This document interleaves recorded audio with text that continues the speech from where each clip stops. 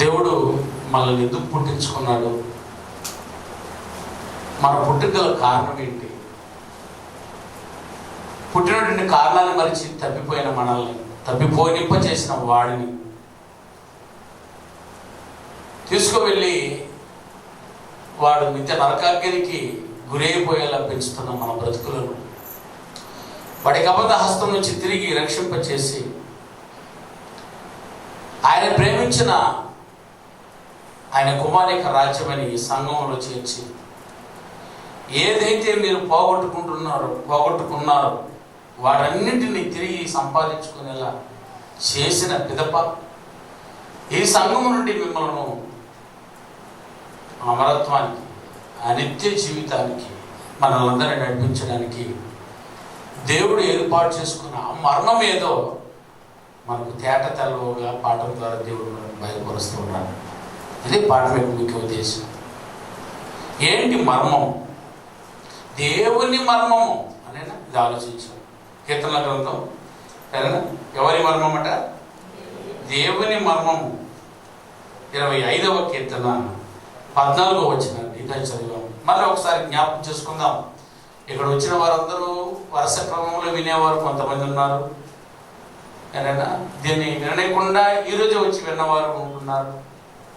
ఒక వారం వదిలి మరొక వారం వచ్చి వింటే వారు ఉన్నారు. ఇంతమందిని మనసులో పెట్టుకొని ప్రతి పాఠము ఆరాధనలో మీకు అర్థమయ్యేలా చెప్తున్నాం. అందులో కూడా కొంతమంది చెప్పంగానే అర్థం చేసుకునేవారు ఉన్నారు, కూర్చొని చెప్పంగానే మొహం చూసేవారు ఉన్నారు, చెప్పంగానే ఏదో ఏదో కొంతదా అర్థమైంది అనేవాళ్ళు ఉన్నారు. ఎంతమందిని మనసులో పెట్టుకొని పాఠం చెప్పడం జరుగుతుంది.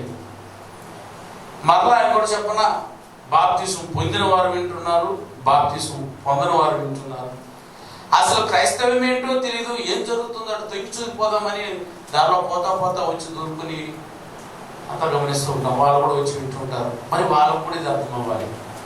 ఇన్ని కోణాల వారు వచ్చి కూర్చున్న ఈ ఆరాధనలో అందరికీ వడ్డించాలి. చూసారా? అందరికి సరిపడే పాఠం. బాగా వినేవాడిని తన్ని కిందకి తీసుకొచ్చుకోవాలి, ఏమో వాడిని ఎత్తి భుజాన్ని వేసుకుంటూ రావాలి. ఇదే కదా నేను కాపరి యొక్క ముఖ్య ఉద్దేశం. చాలా మందికి నిన్న చెప్పినట్టు ఉంది, ఇది పోయిన విన్నాను కదా అనుకోకూడదు. మీరు ఎందుకు చెప్పబడుతుందో ఎలా చెప్పబడుతుందో అది గ్రహించాలి. ఈరోజు నాకు తెలిసిందల్లా చెప్పేసిపోతే మీకేం అర్థం అవుతుంది? నాకు చాలా తెలుసు, నేర్చుకొచ్చుకున్నది అలా మీకు చెప్పాలంటే నేను చెప్పేస్తే మీకు ఏదో ప్రయోజనం? అది చాలా మంది ఆ ప్రయత్నం చేస్తున్నారు కొన్ని సంఘాల్లో. నేను తెలుసుకొచ్చాను చూడు, నాకు పరచవచ్చు వస్తే దేనికి పనికిరాదు. మీకు ఏది అవసరమైనదో అది చెప్పాలి. శ్రీలంకలో పోయి కూర్చున్నాము నేను భోజనానికి. హోటల్లో వండిందల్లా తీసుకొచ్చి పెట్టేస్తున్నాడట. అది ఒకటి మనం తినేది కాదు, దాని మొహం చూస్తున్నాం అంతే. ఆ తర్వాత అడిగాడు, ఏం గమ్మున కూర్చున్నారంటే ఇది ఏది మేము తినేది కాదు కదా, మేము తినేది ఆడిస్తాం ఇప్పుడు ఇది తీసుకురా. ఓకే, ఆరాధనలో వచ్చిన వారికి కూడా అదే పరిస్థితి. వచ్చి కూర్చున్నా మీకు ఏం కావాలో నాకు బాగా తెలుసు. ఎందుకనంటే దాదాపు 15 సంవత్సరాలుగా మీరు ఏ స్థాయిలో వాక్యం వింటున్నారో, మీరు ఏ స్థాయికి ఇది ఉన్నారు, ఎవరు ఇంకా ఎదగకుండా ఉన్నారు, ఎవరు ఇంకా వాక్యమే ఎన్నర కాలేదో నాకు తెలుసు. వారందరినీ దృష్టిలో పెట్టుకుని వారి మొహాలు చూసి, వింటున్న మొహాలు కవలికలు అవన్నీ బాగా కనపడుతుంటుంది. వినని వారు కళ్ళు అట్లే అని ఇన్ని రకాల వాళ్ళను గమనిస్తూ ఉంటాం వీళ్ళరా. కాబట్టి చక్కగా వింటానండి. నేను మీకు అర్థం కానీ కూడా చెప్పే పాటలు తీయకూడదు. నేను చెప్పాలనుకుంది మీకు అర్థం అవడానికి అన్నప్పుడు ఎంత దూరం తగ్గి మీ మొహం ఆ కవలికలు అర్థమైందన్నట్టు చూపిస్తే అంతవరకు చెప్తాను. చూడండి, సమయం అయితే చాలా జాగ్రత్తగా పాటిస్తున్నాము. కరెక్ట్ అనుకున్న టైంలో చేస్తాను. నాకు 12కి ఇవ్వాలి, 11కి ఇవ్వాలి, 12కి ముగిస్తాను. కానీ మీరు నాకు 15కి ఇచ్చారు, గుర్తుపెట్టుకోండి. నారాయణ. కాబట్టి సమయాన్ని దయచేసి పాటించండి. రాను రాను సమయము పనియకుండా. రైట్, దేవుని మర్మం అంట. చూడండి, ఆ వాక్య భాగంలో జాగ్రత్తగా రండి. ఏది మర్మం? మర్మం అంటే అర్థం కూడా చెప్పాను. ఇది ఎవరి మర్మం అట? యెహోవా మర్మం. చూసారా? చదవండి. యెహోవా మర్మము, యెహోవా మర్మము ఆయన యందు భయభక్తులు గల వారికి తెలిసి ఉన్నది. ఆయన తన నిబంధన ఆయన మర్మము, యెహోవా మర్మం అట. అది యెహోవా మర్మమును తెలుసుకోవడము అంత ఈజీ అనైనా చూడండి. ఇక్కడ కూర్చున్న వారందరికీ ఒక మర్మం ఉంది, ది సీక్రెట్. ప్రతి ఒక్కరికి ఒక సీక్రెట్ ఉంది, ఉందా లేదా? ఇక్కడ కూర్చున్న వాళ్ళందరికీ ఇక్కడ కూర్చున్న వాళ్ళందరికీ సీక్రెట్లే.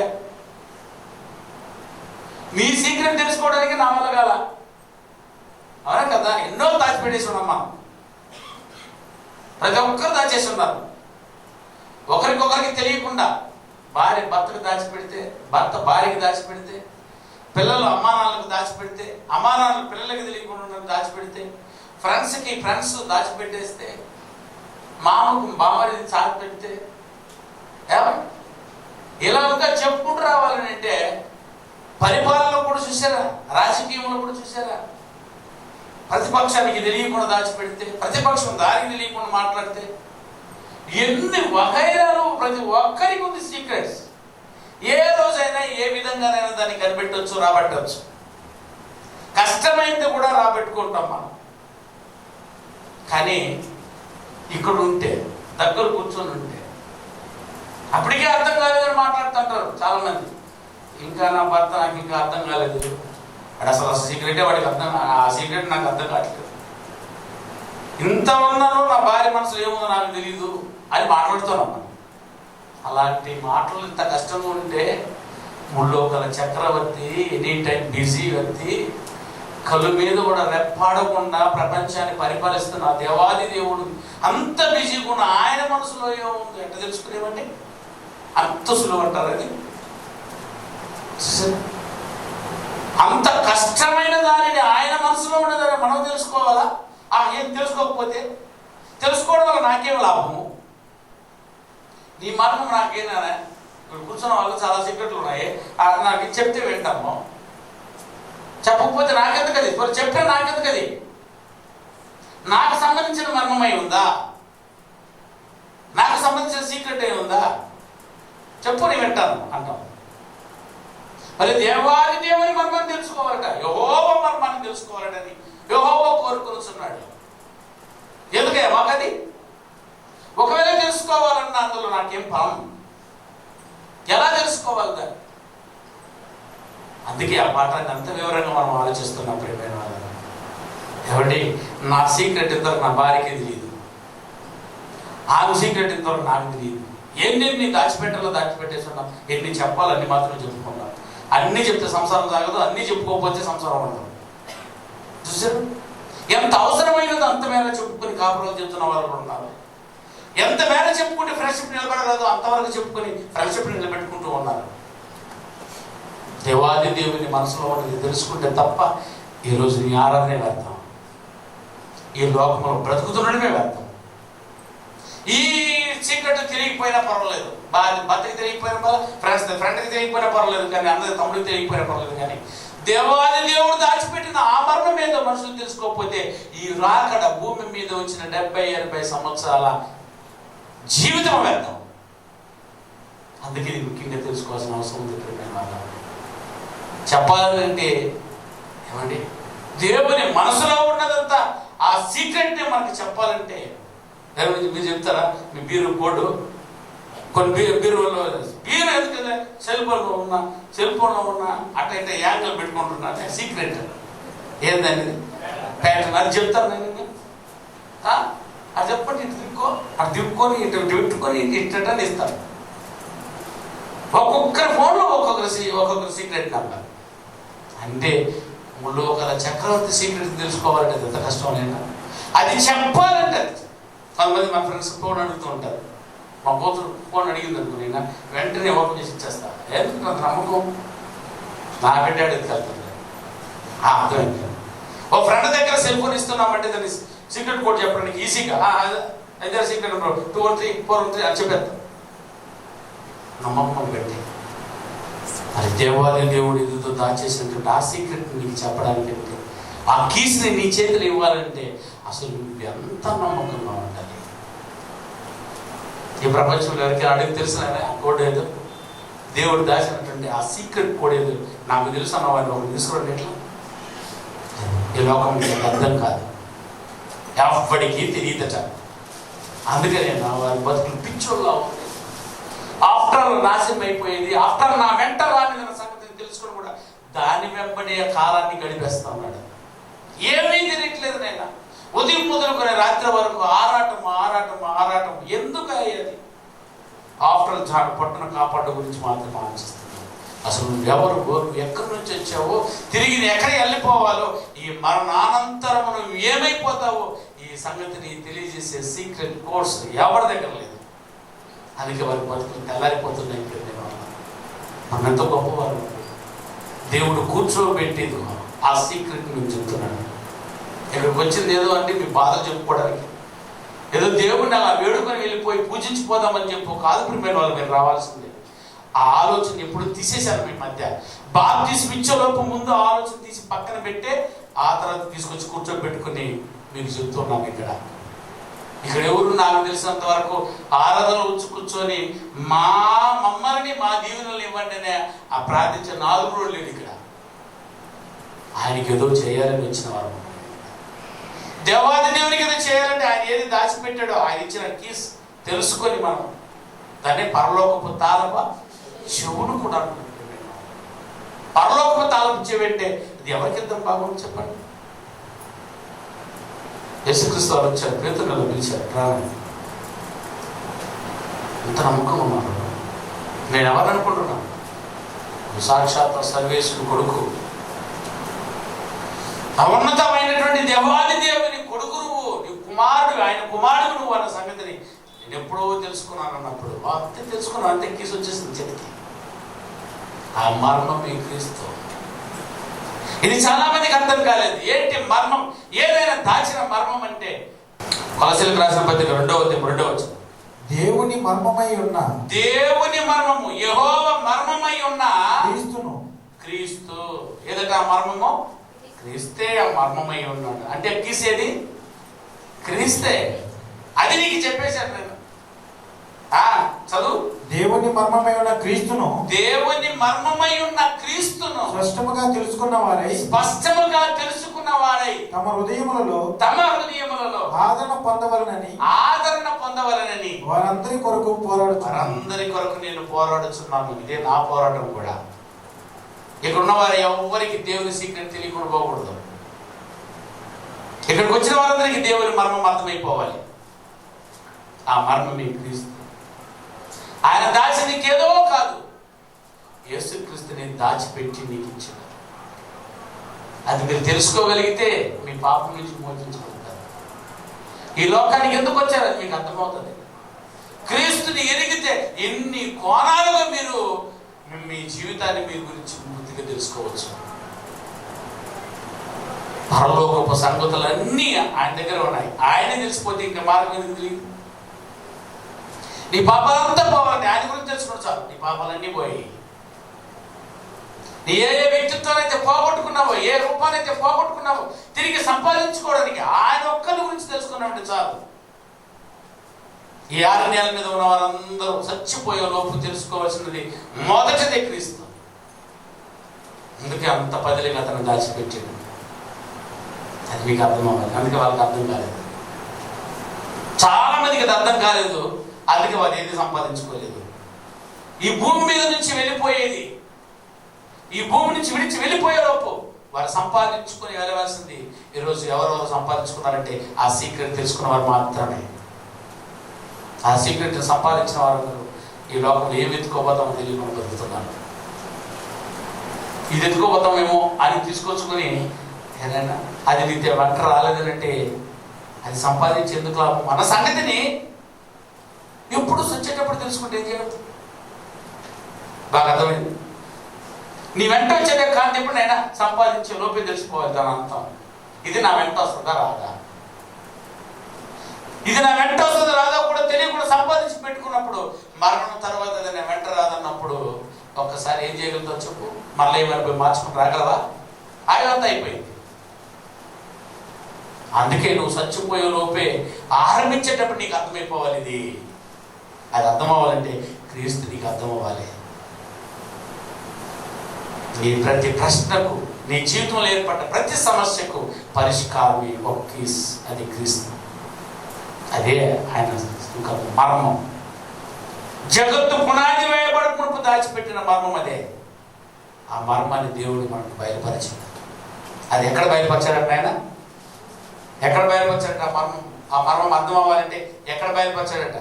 అది మీరు చదివింది ఎఫెసీయులకు రాసిన పత్రిక 3వ అధ్యాయం. ఎక్కడ నుంచి తెలుసుకోవచ్చో దాన్ని దేవుడు బయలుపరిచిన మర్మాన్ని ఎక్కడ తెలుసుకోగలమో చూడండి. దేవుడు తన ప్రభు 8వ వచనం నుంచి దేవుడు మన ప్రభు అయిన యేసుక్రీస్తునందు చేసిన నిత్య సంకల్పము చొప్పున పరలోకములో ప్రధానులకును అధికారులకును సంఘము ద్వారా తన యొక్క నానా విధమైన జ్ఞానమును ఇప్పుడు తెలియజేయవలనని ఉద్దేశించి తెలియచేయబడవలనని ఉద్దేశించి శోధింప సఖ్యము కాని క్రీస్తు ఐశ్వర్యమును అన్యజనులలో ప్రకటించుటకును సమస్తమును సృష్టించిన దేవుని యందు పూర్వకాలము నుండి మరుగై ఉన్న ఆ క్రీస్తును గూర్చిన ఏర్పాటు ఎట్టిదో. అంటే ఆ మర్మం అంటే ఏంది ఇక్కడ? క్రీస్తు. ఆ క్రీస్తును కూర్చున్న మర్మమును ఎట్టిదో అందరికీ తేటపరచుటకును పరిశుద్ధులందరిలో తల్పుడైన నాకు ఈ కృపను అనుగ్రహించను. నానా విధములైన జ్ఞానమును సంఘములో ఇప్పుడు అందరికీ తెలియజేయబడవాలని ఉద్దేశించాడట. ఆ మర్మమును దేవుడు తెలియజేసినట్లుంటే ఏదైనా ఉందంటే దేనైనా సంఘంకి వస్తేనే దేవునికి మర్మం అర్థమవుతుంది. సంఘము ద్వారానే పరలోకమున్న ప్రధానులకును అధికారులకును ఈ జ్ఞానం తెలియజేయబడుతుంది. పరలోకమున్న వారికి కూడా వాక్యం పోవాల్సింది ఎక్కడి నుంచి అయినా మనం ఏమనుకుంటున్నామా? పరలోకం నుంచి వాక్యం వచ్చింది, ఓకే, లేదని లేదు. అది ఎక్కడికి వచ్చింది? సంఘములకు వచ్చింది. సంఘముల నుండి ఇప్పుడు ఎక్కడికి మళ్ళీ వెళ్ళాలి? అక్కడున్న వారికి కూడా అర్థమైంది. ఎక్కడో సబ్ స్టేషన్లో కరెంట్ తయారవుతుంది నాగార్జున సాగర్లో, అక్కడే లైట్ వేసేస్తారా? తయారైనటువంటి దాంట్లో అట్ట లైట్ వేయగలరా? ఎన్ని లైట్ డమ్మని పగిలిపోతుంది. ఎందుకని? అంత శక్తి ఉంది దానికి. దాన్ని ఏం చేయాలి చెప్పాను, గత వారం చెప్పాను అనుకుంటున్నాను. దానివల్ల చిన్న వైర్ తీసుకున్నాను, ఇంత పెద్ద వైర్ నుంచి అంత పెద్ద వైర్, అంతది మళ్ళా చిన్నది దానికి సంబంధించినటువంటి ట్రాన్స్ఫార్స్ ఏర్పాటు చేస్తున్నాను. అంత పెద్ద ట్రాన్స్ఫర్ నుంచి ఇంత పెద్దది వస్తుంది, ఇంత పెద్ద నుంచి మళ్ళీ ఇంత పెద్దది. నీ సెల్ దగ్గరకు వచ్చేలోపు చిన్నది నీ స్విచ్ బోర్డుకి వచ్చేస్తుంది. అప్పుడు వేస్తే లైట్ వెళ్తుంది. పరలోకముందన్న మహాజ్ఞానం అక్కడున్న వారికి కూడా అర్థం కాలేదు అంటే అప్పుడున్న దేవాది దేవతలకు కూడా అర్థం కావాలి అంటే ఖచ్చితంగా అది భూమి మీద సంఘం అనే దాంట్లోకి రావాలి. ఇది పెద్ద ట్రాన్స్ఫార్మ్. సంఘమే ఆ ట్రాన్స్ఫార్మ్. సంఘానికి వచ్చిన తర్వాత సంఘముల నుండి వెళ్ళాలట ఆ జ్ఞానం. ఎక్కడికి? అదిగో పరలోకానికి కూడా. చూసేదా? అంత పెద్ద పని సంఘములో జరుగుతుంది. నువ్వు అనుకుంటున్న సంఘం ఏదంటే పెళ్లి చేసేది అనుకుంటున్నావు, నువ్వు అనుకుంటున్నది ఏదంటే బర్త్డే చేసేసేది అనుకుంటున్నావు. ఓ నాయన, ఇది ఎక్కడి నుంచి పుట్టుకొస్తున్నాయో అంత బర్త్డేలు జ్ఞాపకార్థాలు. పుట్టాడు, పెళ్లి చేసుకున్నాడు, సీమంతం చేయాలి. ఈరోజు పరిగెత్తాల ఊరుది అన్నా, నేను సీమంతం అది చేయట్లేదన్నా, ఒక పెద్ద బహిరంగ మీటింగ్ పెడతానమ్మా. దయచేసి మోసిన ప్రేమ గొప్పదా, చేసిన ప్రేమ గొప్పదా? అది ఎప్పుడో విన్నాడట, అది తీసుకొచ్చేసి నువ్వు చెప్పి నీ పాఠం ఎప్పుడో విన్నాను, మా ఊరంతా చెప్పాలి, దయచేసి నువ్వు చెప్పాను. చూసిన ఒట్టి సీమంతాలు, ఒట్టి పెళ్ళిళ్ళు, ఒట్టి ఎవరేది సువార్త చెప్పెట్టి వాక్యం చెప్తాం రోజులే ఈ రోజులు లేవు. సాగు వెతుక్కోవాల్సి వస్తుంది. ఎలాగైనా వాక్యం చెప్పగలంటే పెళ్లి రోజులు కూర్చోబెట్టిన ఒక గంట చెప్తాం సువార్త. ఒక జ్ఞాపకార్థం గుడిగా ఆ జ్ఞాపకం చేశాను, ఒక మాట చెప్పే చూద్దాం సువార్త. ఇట్ట అయిపోతుంది నేను ఈరోజు. ఎవరైనా కూర్చొని మహాజ్ఞానాన్ని, ఇది పరలోకములకి వెళ్ళి కలిగే జ్ఞానం రా బాబు, అది సంగముల నుంచి బయట వెళుతున్న సంగతిని, ఈ మర్మమును ఎవరు చెప్పనిస్తారు? నేను టైం లేదు. చూసారా, ముందు వస్తే ఏమంటారో తెలిసిన పెళ్లి చేసిన పెళ్లిలో ముందు వచ్చేసి నిలబడేసి, నా తాళి కట్టేసి అర్థం చేయాలి, తాళి కట్టేసి విడిపోయి పోయి కూర్చుంటుంది. చూసారు, తాళి కట్టే ముందు టైం అయిపోయింది. తాళి ఉందిరా, ఏమి చెప్పాలి? ఇలా ఉండడం 3 వేసేసేది. అది 3 అని వేస్తాడా 7ఓడు? అది 3 ఎందుకు వేయాలో కూడా తెలియదు, అసలు ఎందుకు కట్టాలో తెలియదు. కానీ ఆ 3 వేస్తే పెళ్ళి అనుకుంటున్నాను. అది జరిగిపోవాలని ఆశిస్తున్నారు తప్ప ఇందులో దేవుడు దాచిన మర్మం ఏది? అందుకే సంఘాన్ని కట్టాడు దేవుడు, సంఘమును కట్టింది ఎందుకునే వీళ్ళు కూర్చోబెట్టి పరలోక మర్మం అంతా మీకు చెప్పాలి. దేవుడు తన మనసులో ఏదైతే రాయించేశాడో, ఏదైతే సీక్రెట్గా ఉంచాడో అవన్నీ చెప్పడానికి ఆయన సంఘం. ఇది చెప్పడే ఎవడు? ఇది కదా చెప్పాలి. అది దేవుడు అడుగుతాడు. సంఘం అంటే ఏమనుకున్నావు? అది మర్మమును చెప్పించాడు. మర్మాన్ని మేము చెప్పాము, బయట పరచారట. ఎఫెసీయులకు రాసిన పత్రిక అదే 3వ అధ్యాయం 3వ వచనం చదివి సోదరుడు వచ్చి చదివి వినిపించిన సంబంధం చూడండి ఒకసారి. ఎట్లనగా 3వ అధ్యాయం 3వ వచనం నుంచి, ఎట్లనగా క్రీస్తు మర్మము దైవ దర్శనము వలన తెలియపరచబడినందున సంగతులను గురించి మర్మమును ఏం చేశారట? మళ్ళా చదవండి మాటను. దైవ దర్శనము వలన తెలియపరచబడినందున, దైవ దర్శనము వలన నాకు తెలియపరచబడినందున, బాగా చదువు, నాకు తెలియపరచబడిన సంగతిని గురించి మునుపు సంక్షేపంగా వ్రాసి తిని. ఈరోజు మర్మములు మాకు ఎలా చెప్పబడతాయి, మాకు ఎలా తెలియబడతాయి అని అడిగితే అందుకు బోధకులు చెప్తున్నారు, అది దైవ దర్శనం వలన దేవుడు మాకు తెలియజేస్తున్నాడు, కావాల్సిన రెఫరెన్స్ చూసుకో అని రెఫరెన్స్ చూపిస్తున్నారు. అంటే మర్మములు మాకు మాత్రమే తెలియజేయబడుతుంది. రాత్రి బయలుపరిచాడు దేవుడు, కాబట్టి ఆ మర్మాన్ని నేను మీకు చెప్తాను. చూసారా, చాలా మంది మర్మముల్ని ఇలా చెప్తున్నారు. దేవుడు మర్మముని ఎక్కడ తెలియజేస్తానన్నాడు? ఎక్కడ తెలియజేస్తానన్నాడు? సంఘములో ఎలా? ఎవరి ద్వారా? సంఘం ముందున్న వారు పరిశుద్ధుల చేత, ప్రవక్తల చేత, అపోస్తుల చేత. చదువుతాం వాటిని కింద వచ్చిన బయలుపరిచాడట దేవుడు. ఇప్పుడున్న వాళ్ళు ఏమంటున్నారంటే ఇంకా మర్మమే ఉంది, మర్మాన్ని మేము చెప్తామంటున్నారు. మర్మమును ఆల్రెడీ బయలుపరిచేశాడు ఈయన రాశాడు. అర్థం మళ్ళా చదవన్న మాటను. మర్మమును ఏం చేశాడట? ఎట్లనగా క్రీస్తు మర్మము దైవ దర్శనం వలన నాకంటే ఎవరు రాసింది ఏంటి? నాకు తెలియపరచబడిన సంగతి గురించి మునుపు సంక్షేమంగా వ్రాసేస్తుంది. నాకు తెలియజేసిందల్లా ఏం చేసేసాను?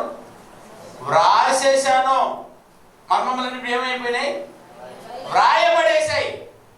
దేవుని మనసులో ఉన్న సీక్రెట్ అంతా ఇప్పుడు ఏం చేయబడింది?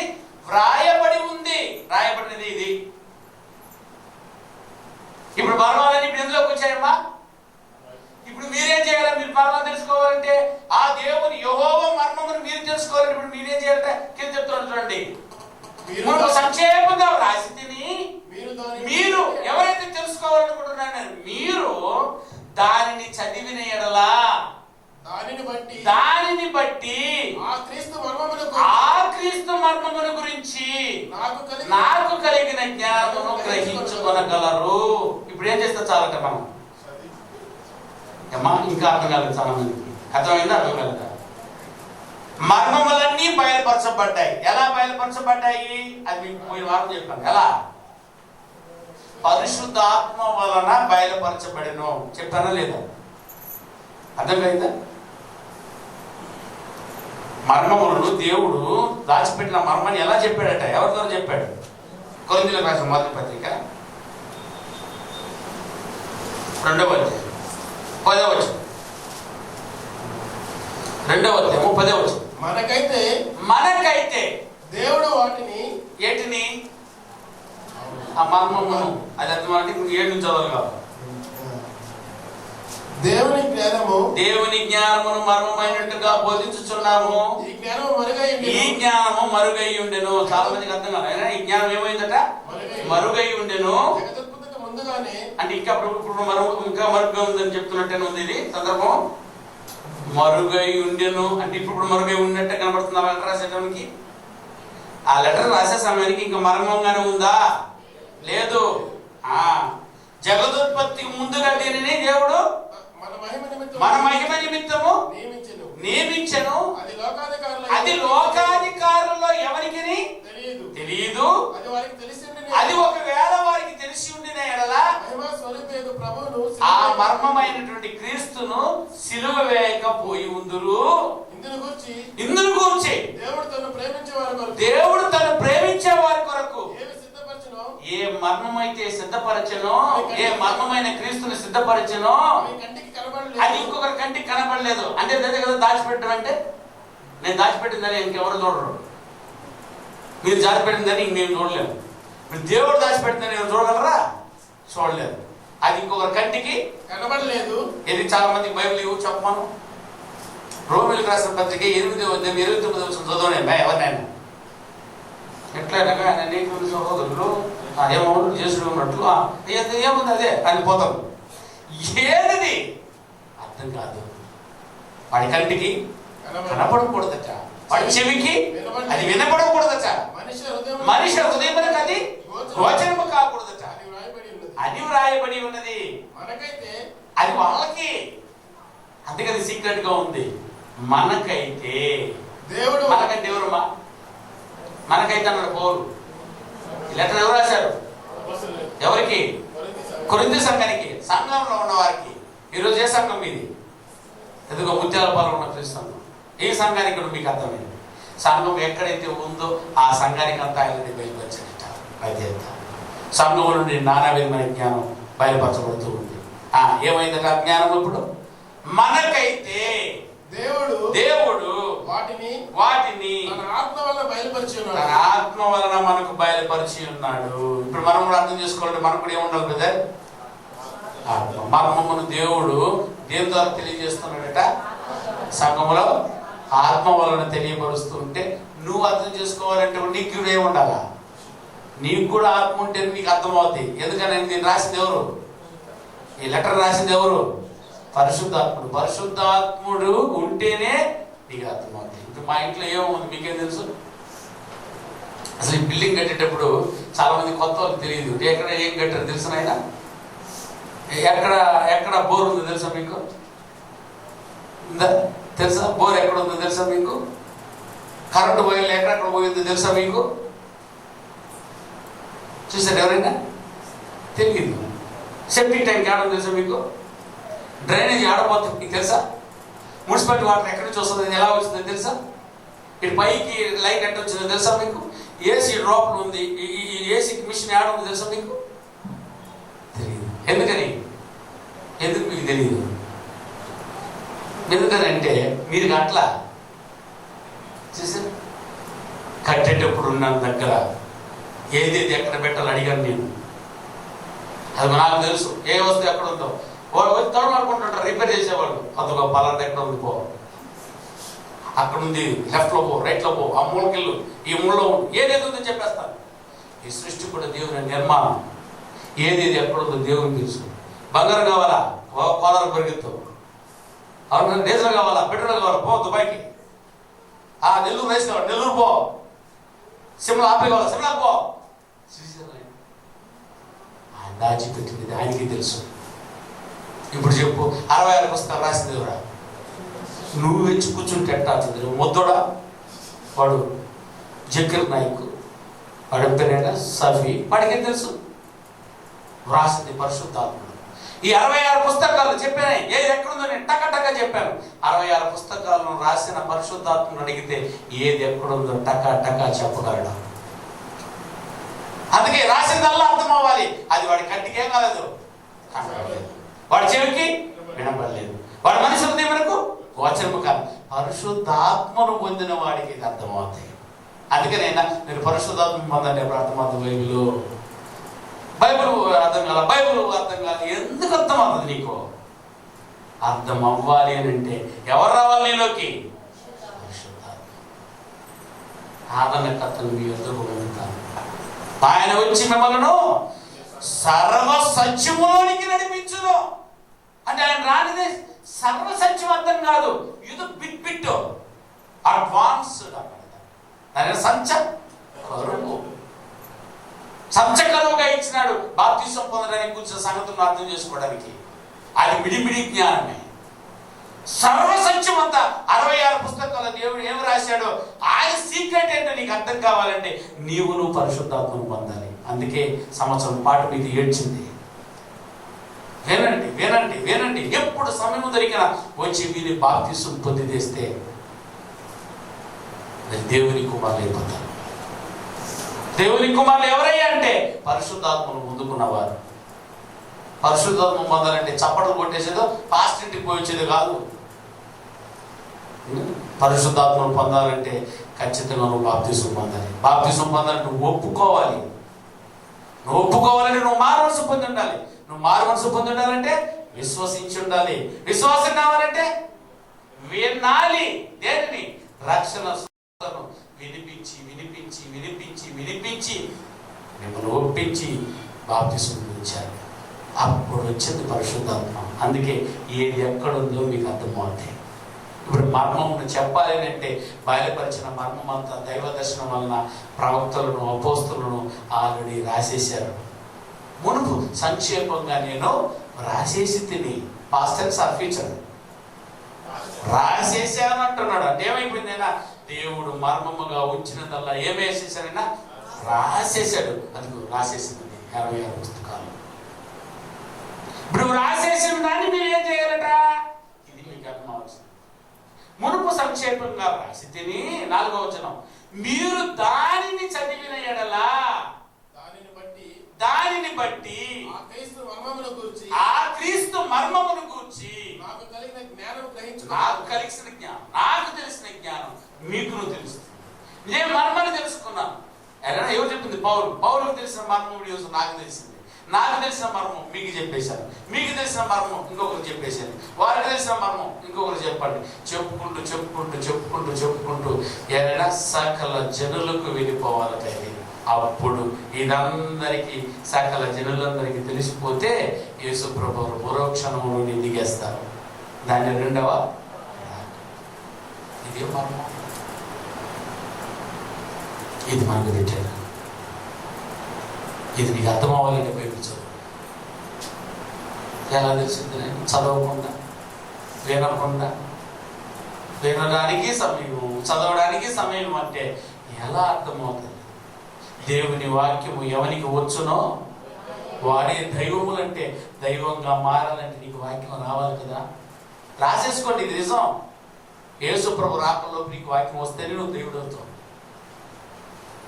నువ్వు వాక్యమే చదవకపోతే, నువ్వు వాక్యమే వినకపోతే, నువ్వు వాక్యమే కనీసం అది ఎక్కడో కూడా చూడకపోతే నీకు రూపం రావడం అసాధ్యం. అందుకే దైవ దర్శనం వలన నేను చూశాను. ఇప్పుడు మళ్ళీ మీరు దర్శనం చూడాల్సిన అవసరం లేదు. ఎవరైనా మర్మము కావాలంటే ఏం చేయనైనా రాయబడిన మర్మం. ఇప్పుడు నేను కూర్చొని మళ్ళా రాత్రి అంతా ఏదైనా జపం చేసినా నాకు ఇక్కడ తెలియజేయబడ్డా. ఎందుకని అక్కడ ఏమైపోయింది? అది రాసేసాడు. ఇప్పుడు ఎవరైనా మర్మం కావాలంటే దేవుని మర్మము ఏం చేయండి? రండి, వచ్చి కూర్చోండి, చదవండి. చదివితే చాలు. అదే రాశాను నేను. రాయబడిందండి 4వ వచనం, మీరు దానిని చదివినడలా దాన్ని బట్టి క్రీస్తు మర్మమును గురించి నాకు కలిగిన జ్ఞానము గ్రహించుకొనగలరు.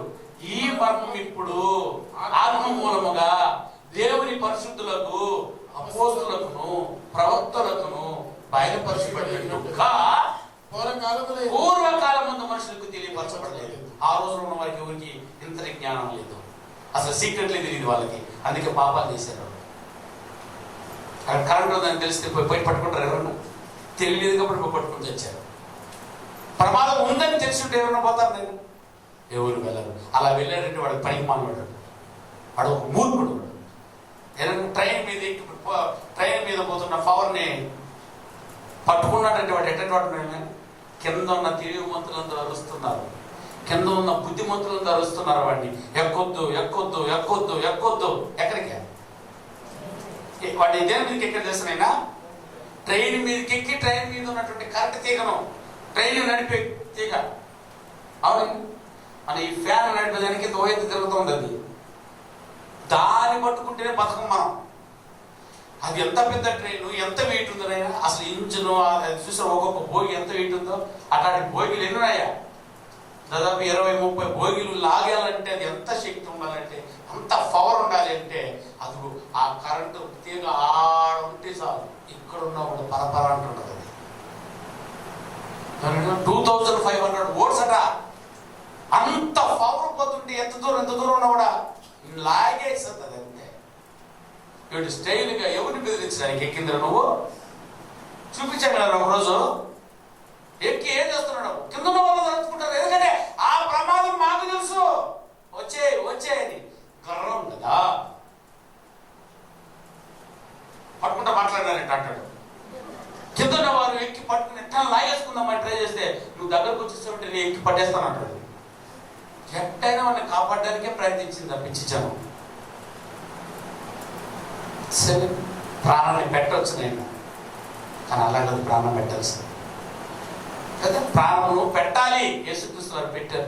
ఎంతో అపూర్వం ఉంది. ఈరోజు నువ్వు నేను కూర్చొని తండ్రి దేవుని మైపరుస్తున్నాం ఆ సంఘంలో. నేను ఫేస్బుక్ చూస్తే మాట చూశాను, గుడ్డిని కలిసివేసేసింది. ఏంది అది ఫిమెనోలో యుద్ధం జరిగింది, బాంబ్ బ్లాస్టింగ్ జరుగుతుంది, వాళ్ళు ఎవరు టెర్రరిస్టులు పేల్చేస్తున్నారు, భయంకరమైన ప్రమాదం జరుగుతుంది, వాళ్ళకి మనకి కాల్పులు జరుగుతున్నాయి. సందర్భాన్ని అక్కడ జరుగుతున్న వివరాన్ని టీవీల ద్వారానో ఏదో ఈ ఫేస్బుక్ ద్వారానో తెలుసుకున్నటువంటి తల్లిదండ్రులు, చెన్నైలో ఉన్నటువంటి ఒక తల్లిదండ్రులు తన కొడుకుతో మాట్లాడుతున్నారు. భార్య పిల్లలు కాబట్టి వాళ్ళ అమ్మ నాన్న అందరూ కలిసి ఫోన్లో మాట్లాడుతున్నారు. కొడక అక్కడ యుద్ధం అది ఇది అంటున్నారు, నేను నువ్వు ఎక్కడున్నావు, మిలిటరీలోనే ఉన్నాడు, ఆ ప్రాంతంలో ఉన్నావా, పక్కన ఉన్నావా అని అంటే ఆ కొడుకు మాట్లాడుతున్నాడు. మా అందుకే వెళ్తున్నామ్మా, అక్కడికే వెళ్తున్నాను, అదే ప్లేస్లో ఉన్నాను. నాయనా అట్టుంటే ఎట్రా, ఏదైనా జరిగితేనే అంటారా? నేమ్మా నేను పోయేటప్పుడు అది కదా మీరు చెప్పేసి పోయింది. వాడి మాటల్లో వింటూ ఉంటే ఎప్పుడు చచ్చిపోవాలనిపించిందండి.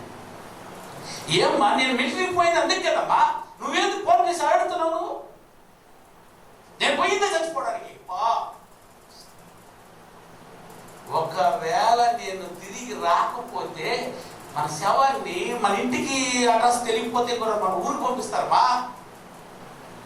భద్రంగా ఇది చేయండి, ఏది సమాధి చేయండి, కార్యక్రమాలు చేయండి. దేశం కొరకు నా బిడ్డనిచ్చానని ఉండమా నువ్వెందుకు సత్యం, నేనెందుకు ధైర్యంగా ఉన్నాను, నువ్వెందుకు పిరికితనంగా బాధపడుతున్నావు? భార్యతో పిల్లలతో ముందు రోజే మాట్లాడుతున్న విషయాలన్నీ రికార్డ్ చేస్తున్నారు. ఆ రికార్డుని పాపం పెట్టారు, తీసుకొచ్చి తమిళ్లో మాట్లాడుతున్నాడు. ప్రాణం పెట్టాలి, ఎలా పెట్టాలో చూసుకుంటే మా నేను ఒక్కరు చచ్చిపోతే పర్లేదు మా ఎంతైనా 1,30,00,000 మంది నా జనం బతుకుతుంది ఇక్కడ. వాళ్ళ కోసం నేను చచ్చిపోవడం తప్పలేదు మా. దేశం కొరకు ఒకరు చచ్చిపోయాడు, ఒక్కడికి పోయాడు అనుకో, ఉన్నారు కనవాలి నీకు, ఎందుకు మా ఎడుతున్నాను? ఏదైనా ఉండేమ్మా, నేను వెళ్తున్నాను, జాగ్రత్తగానే ఉంటాను. అక్కడ నాకేం జరగదులే. ఒకవేళ జరిగినా ఏం మీరు బాధపడాల్సిన అవసరం లేదు. ఇంటికి వస్తుంది, భద్రంగా సమాధి చేయండి అని మాట్లాడి ఫోన్ పెట్టి మరొక్షానికి తెలిసిపోయాడు.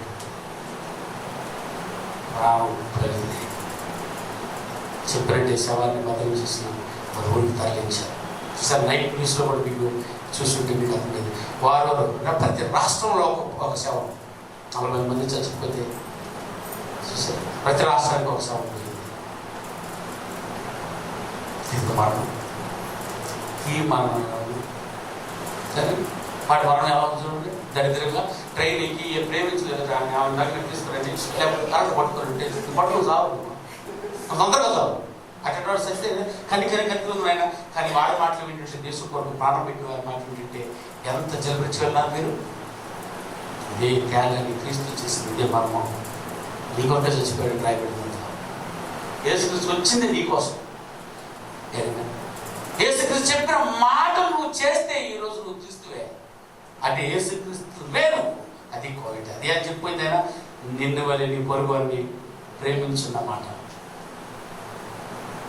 క్రీస్తు చెప్పిన ప్రతి మాట ఇందులో రాయించేశారు. ఇది మర్మం. ఈ పరలోకానికి ఎవరైనా వెళ్ళాలనుకుంటున్నారంటే వాళ్ళు తెలుసుకోవాల్సిన మొట్టమొదటి మాట క్రీస్తే. ఆ దేవాది దేవుడు తెలుసుకుంటే యేసే దేవుడు కదని చెప్పాడు. ఇంకుతాడు యేసు దేవుడు, రాని దేవుని కుమారుడు, ఆయన సుగుణాలు తెలుసుకోండి అని చెప్పి ఇదే మర్మం అని ఆయన తెలియజేస్తే వీడు చేసే దేవుడు కదని చెప్పుకుంటూ తిరుగుతున్నాడు. ఎంత పువ్వు పడిపోయి అలాడుతున్నారు ఆయన.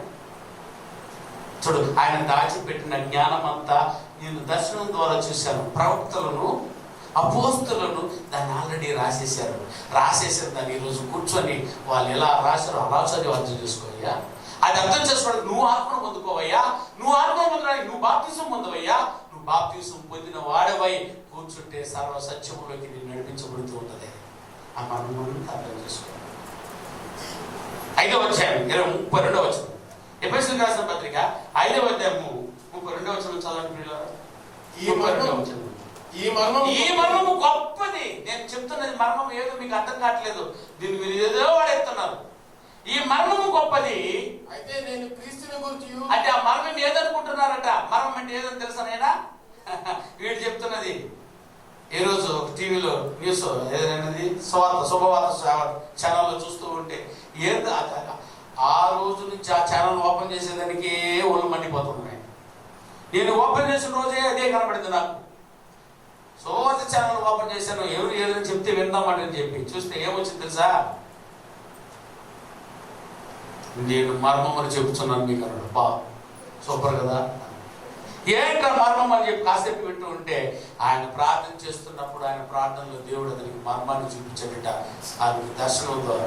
ఏది దర్శనం అంటే ఒక స్త్రీ కొరకు ప్రార్థిస్తున్నాడు, ఆ స్త్రీ కడుపులో కట్టుందంట. స్త్రీ కడుపులో ఉన్న గర్భంలో, స్త్రీ కడుపులో ఉన్నటువంటి ఆ గడ్డ మర్మం